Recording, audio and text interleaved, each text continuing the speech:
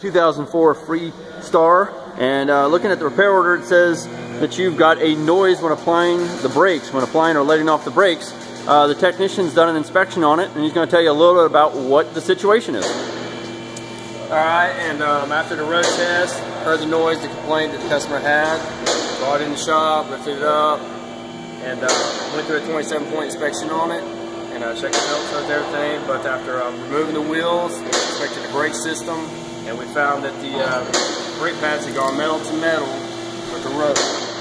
So basically, the repair would install, put a new set of rotors on there, replacing the pads, and do a road test afterwards. Cool, thank you much.